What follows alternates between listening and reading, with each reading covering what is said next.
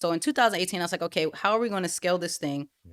I've done enough research to know that I can't rely on just one thing for my business, like photography. And at the time, I didn't understand how to stand out. And photography has always been a saturated market as far as I'm concerned, but it was very saturated.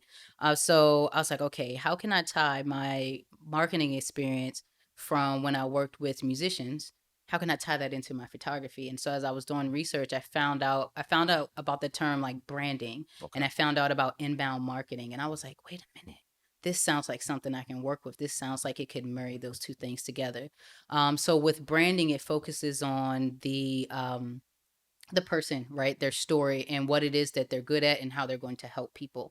And so you can do that with photography, you can do that with video, but also it requires a little bit of marketing so that you can make sure that what you're putting out there to the audience is actually what you want to share, and you put it out there in a way that's going to bring clients or bring viewers or whatever you're looking for into your fold, into your business. And so I just started going crazy studying just marketing from that standpoint. I went to HubSpot, is like a CRM management company. They do like everything for like branding and marketing. They have classes, and I went and I took an inbound marketing class, and I was like, yo, this is amazing.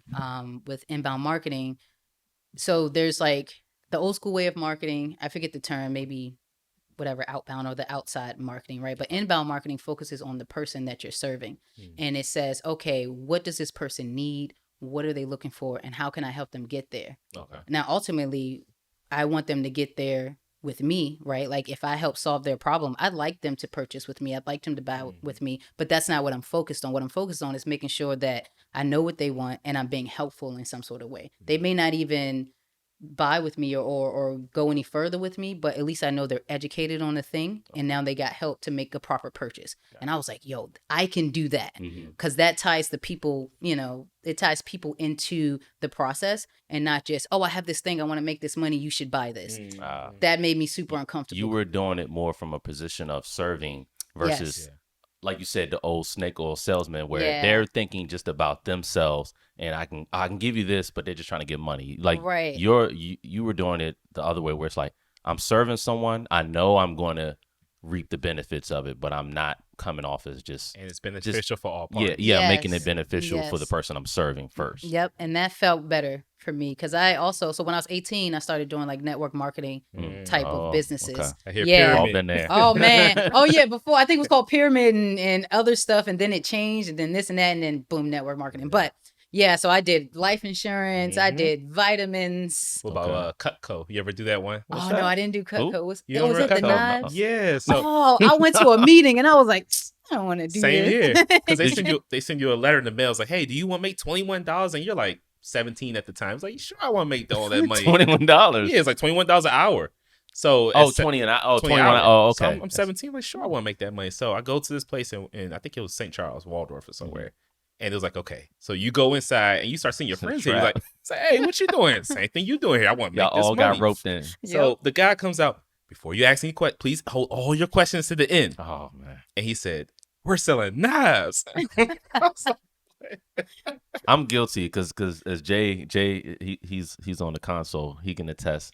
To this day, they feel like I roped them into something similar to, years ago. I think we've all been there. Where the friends invite you and you pull up and you see all these fancy cars in the driveway. And then you go in and they get you and you're like, they sell you the dream. Yeah, they sell you the dream and they say you can buy the dream for $49.99. Yeah. Yep. And so I did a lot of those. Okay. A lot of those. And a lot of them. Okay. I learned a lot. I found the book Rich Dad Poor Dad. I learned about mindset shift and changing your mindset. I learned about sales and marketing and being your own business. So I learned a lot of stuff from the network marketing. So you took something good from it. Yeah, I took a lot from it. And they work if you work it. But I learned for me that I'm good at selling things that I actually enjoy, that I use, because I'm not selling at this point. I'm just sharing information and I'm excited about it. And boom, people are like, all right, excellent. So I was like, none of that stuff was for me. Yeah. Learned a lot though. Okay. Might even look into a travel MLM one of these days, just because that just pairs well with what I'm doing. Okay. But so I did that, and I forgot where I was going. I apologize. I lost track because I got too excited. But so I've done network marketing. So I learned all these different sales, like I guess, ideologies and just like mindset shift. Mm-hmm. And so when I started studying to get my certification for inbound marketing, I was like, okay, this is what I want to do. I want to focus on figuring out what people need, right? Like if they actually need the service that I'm offering. Okay. And if they do, let me make sure they're as educated as possible before they make a purchase. So that way I can at least be helping. Now, if that help turns into money, excellent. Great. If it doesn't, that's fine. I've helped people more than I could if I'm just talking one-on-one online. On the online space, I can help a bunch of people. And so I was okay with that. And it was a great way to tie in my photography, because then I could do brand photography, which then could turn into, let's sit down and talk about like your marketing strategy, how we're going to use these photos. And that gave me that inbound marketing piece.